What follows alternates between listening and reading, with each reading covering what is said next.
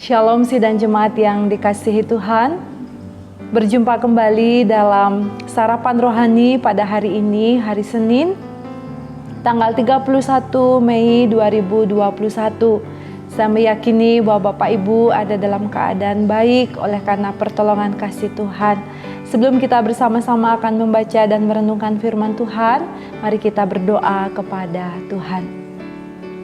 Ya Allah Bapa di surga, Bapa yang Maha Kasih, kami mengucap syukur kepada Tuhan pada pagi hari ini. Sebab sungguh besar kesetiaan Allah dalam kehidupan kami. Tuhan sudah menyertai dan memberkati kami sepanjang malam, sehingga pagi hari ini kami boleh bangun dalam kekuatan baru pemberian Tuhan. Terpujilah namamu Bapa. Sebelum kami bersama-sama hendak membaca dan merenungkan firman Tuhan, kami mohon biarlah pengurapan ilahi akan terjadi atas kami, sehingga setiap firman yang kami dengar, renungkan pada hari ini akan menguatkan dan meneguhkan iman kami kepada Tuhan.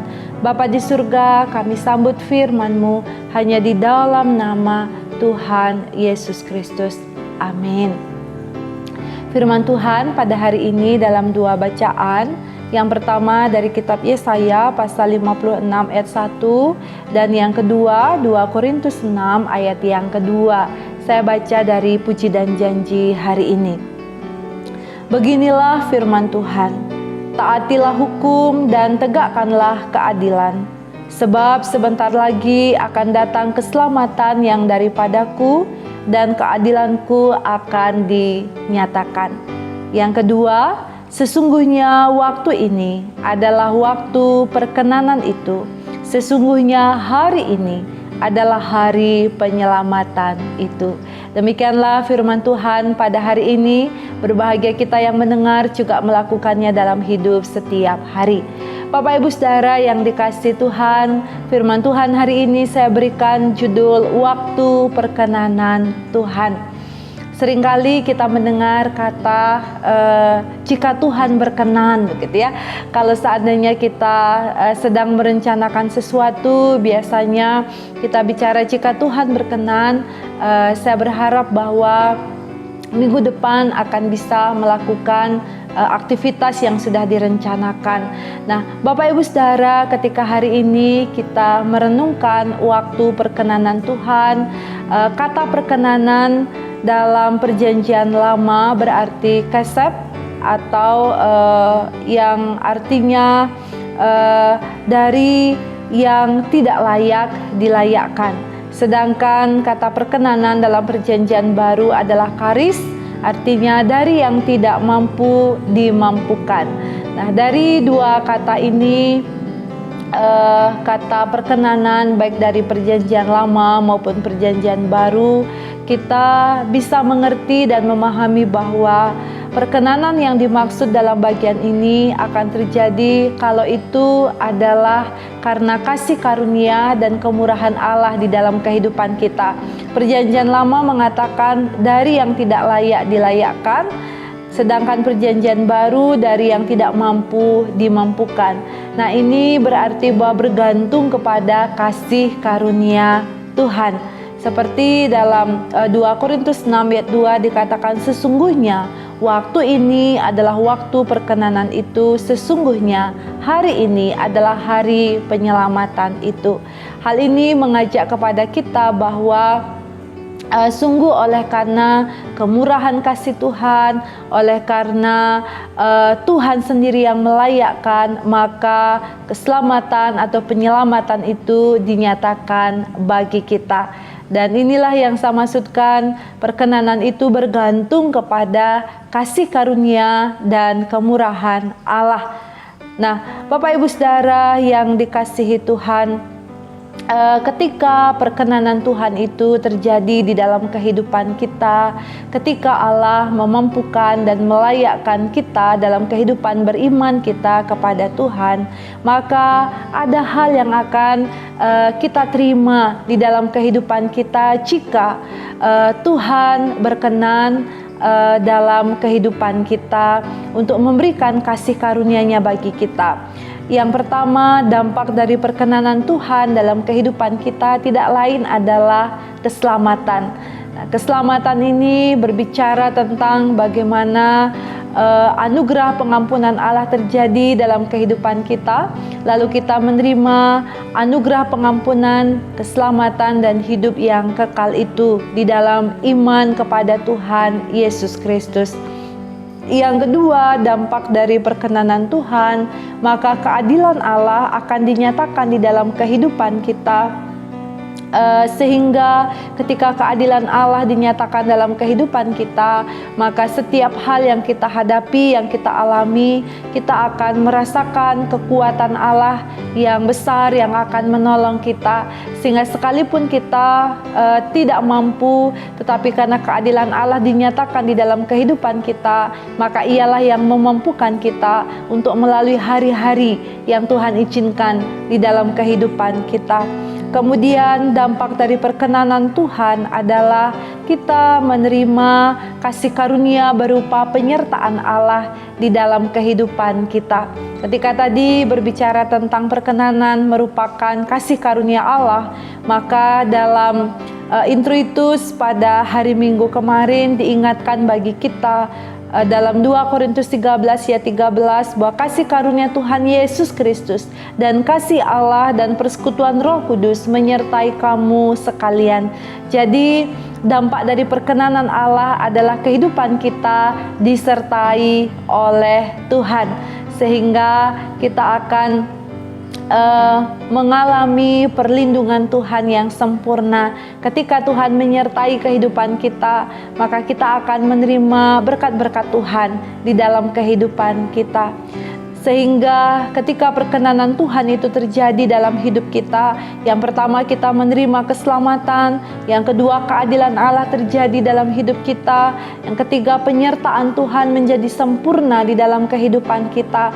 Sehingga dengan hal itu semua kita dimampukan. Sebenarnya kita tidak mampu, tetapi karena dimampukan, karena perkenanan Tuhan kita dimampukan untuk menjadi berkat bagi orang lain. Pertanyaan berikutnya Bapak Ibu Saudara, ketika kita merindukan perkenanan Allah itu terjadi dalam hidup kita, apa yang harus kita lakukan dalam kehidupan kita agar perkenanan Tuhan itu terus terjadi dalam hidup kita? Dalam kitab Yesaya 56 ayat 1 tadi kita membaca, beginilah firman Tuhan, taatilah hukum dan tegakkanlah keadilan, sebab sebentar lagi akan datang keselamatan yang daripadaku dan keadilanku akan dinyatakan. Dari bagian ini, maka ada hal yang harus kita lakukan di dalam kehidupan kita mengikut Kristus. Yang pertama adalah taat pada hukum. Taat pada hukum dalam bagian ini tentu mengingatkan kepada kita supaya kita taat dalam melakukan kebenaran-kebenaran firman Tuhan dalam kehidupan kita. Taat berbicara tentang ketekunan dan kesetiaan kita dalam melakukan kehendak Allah dalam seluruh kehidupan kita dari hari ke hari. Yang kedua, di sini diminta kepada kita untuk menegakkan keadilan. Artinya bahwa ketika Tuhan sudah menyelamatkan kita, sudah memberi perkenanan kepada kita, maka waktunya bagi kita untuk mewujudkan keadilan dalam kehidupan kita. Dan ketika tema GKPB mengajak kita untuk menjadi gereja pembawa keadilan, maka keadilan Allah itu harus kita wujudkan bagi sesama kita yang sungguh-sungguh memerlukan pertolongan kita dalam kehidupan kita. Menegakkan keadilan berarti bahwa mewujudkan kasih Allah dalam kehidupan kita sebagai milik kepunyaan Tuhan yang telah menerima perkenanan Tuhan, yang telah menerima kasih karunia Tuhan di dalam kehidupan kita setiap hari. Nah, Bapak Ibu Saudara yang dikasihi Tuhan, kita tidak pernah tahu kapan hari Tuhan yang kedua akan dinyatakan, atau kapan Tuhan akan datang untuk menjemput kita di tengah-tengah dunia ini dan membawa ke rumahnya yang kekal. Melalui firman Tuhan pada hari ini kita diingatkan kembali bahwa selama masih ada waktu bagi kita ketika kita telah menerima perkenanan Tuhan, ketika kita telah menerima kasih karunia Tuhan, sehingga kita memiliki anugerah keselamatan, sehingga kita menerima penyertaan Tuhan di dalam kehidupan kita, sehingga kita menerima keadilan Tuhan dalam kasih-Nya yang besar. Maka tugas kita selama masih ada waktu, mari kita menggunakan waktu-waktu ini dengan baik sebagai anak-anak yang telah dilahirkan kembali di dalam roh, sebagai anak-anak yang telah hidup baru di dalam Kristus. Mari kita menggunakan waktu-waktu ini untuk menjadi berkat bagi orang lain, sehingga ketika hari Tuhan itu datang bagi kita, kita tidak menjadi takut ataupun cemas, khawatir, tetapi kita bersuka cita karena perkenanan Tuhan sudah dinyatakan bagi kita, dan kita telah mewujudkannya dalam kasih kita bagi orang-orang yang memerlukan kehidupan kita. Nah, Bapak Ibu Saudara yang dikasihi Tuhan, waktu perkenanan Tuhan telah dinyatakan bagi kita sehingga kita memiliki anugerah kasih, keselamatan dan hidup kekal di dalam Dia.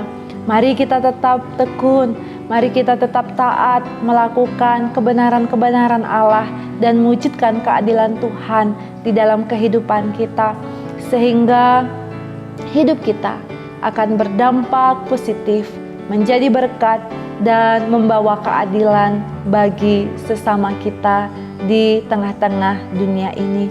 Biarlah firman Tuhan ini akan menguatkan dan meneguhkan hati kita masing-masing. Tuhan menolong dan memberkati kita. Amin. Mari kita berdoa. Bapa di surga, Bapa yang maha kasih, kami mengucap syukur atas firman-Mu Bapa, bahwa hari ini kami diingatkan kembali kalau kami menerima kasih karunia Allah, kalau kami menerima anugerah keselamatan, itu semua adalah perkenanan Tuhan atas kami. Kami sadar bahwa kami sesungguhnya tidak layak untuk menerimanya. Kami sadar bahwa sesungguhnya kami tidak mampu menjalani kehidupan kami dengan baik di tengah-tengah dunia ini.